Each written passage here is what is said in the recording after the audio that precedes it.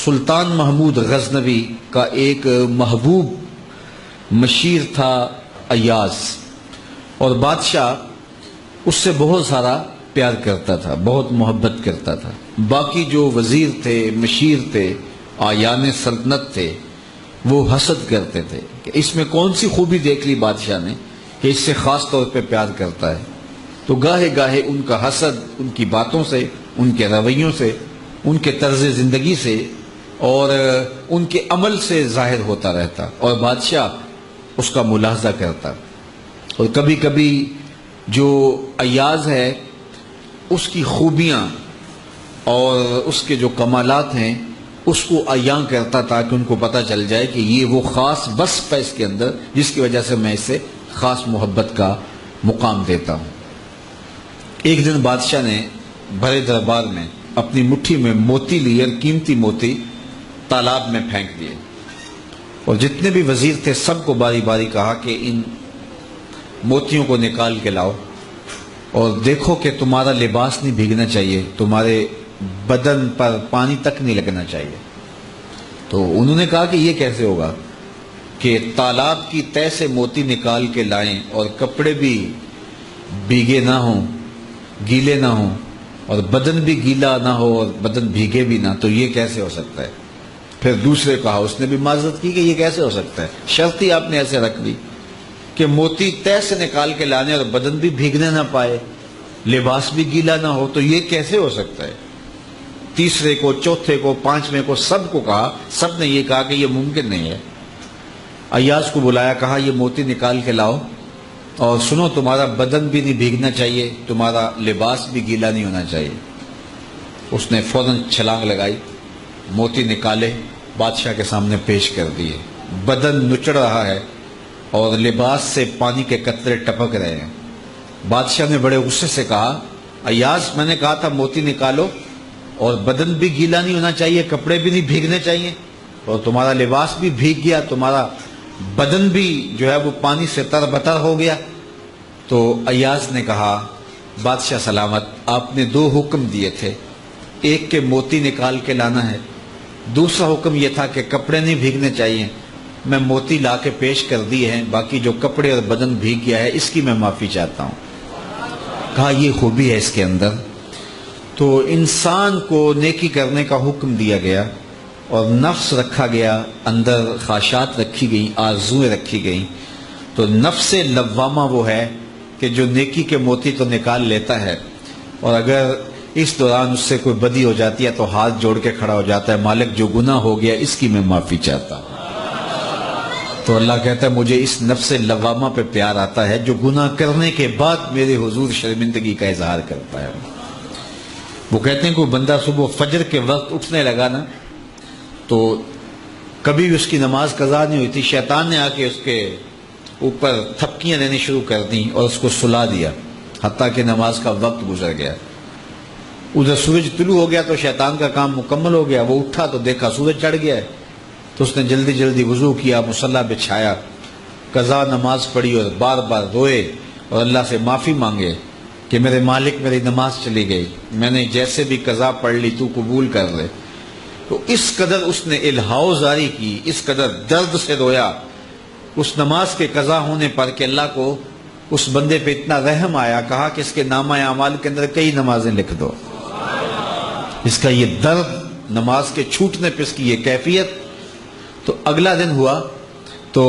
ابھی اذان ہی ہوئی تھی کہ شیطان آ گیا اور اس کو کہنے لگا جلدی جلدی اٹھ اور نماز پڑھ لے۔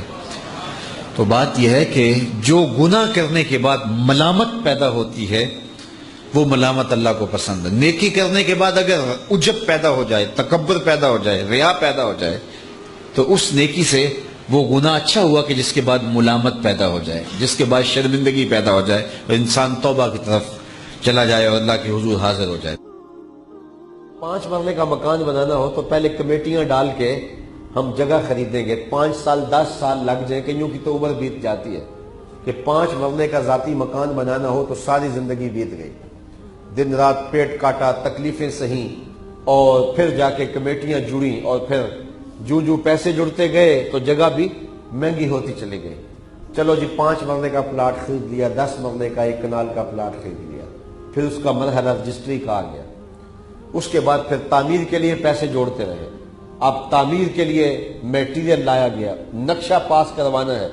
تو اگر نقشہ پھنس جائے تو کتنا وقت وہاں لگ جائے، پھر سب کچھ موجود تھا، میٹیریل بھی آ گیا، اب معمار نہیں ہے تو پھر معمار کو بھی ڈھونڈنا پڑے گا، معمار بھی مل گیا، عین موقع پہ بارش آ گئی تو کام پھر رک گیا۔ سارے اسباب مہیا ہیں، پیسے بھی وافر ہیں، جگہ بھی موجود ہے، نقشہ بھی پاس ہو گیا، میٹیریل بھی موجود ہے، معمار بھی ہے، پھر شروع ہو گیا تو پھر بھی راتوں رات نہیں بنے گا۔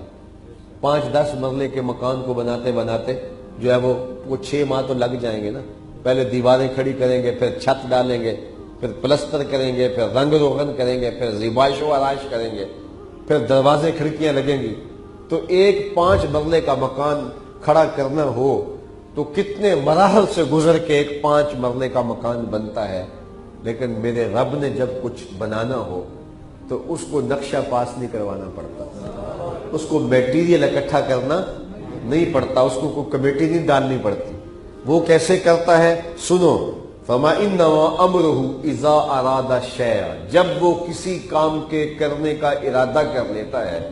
تو پھر کیسے کرتا ہے؟ معمار بلواتا ہے، میٹیریل اکٹھا کرتا ہے، کیسے کرتا ہے؟ ان یقول لہ کن، تو وہ کہتا ہے ہو جا، فیکون، تو وہ ہو جائے،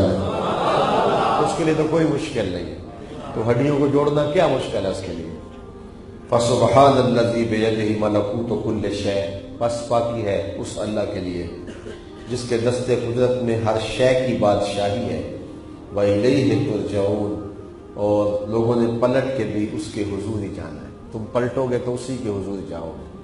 جانا تو اسی کے حضور ہے، تو بہتر نہیں ہے کہ خود چل کے چلے جائیں، پھر جو 4 آدمی اٹھا کے لے جائیں گے اور کندھا بدلتے بدلتے لے کے جائیں گے،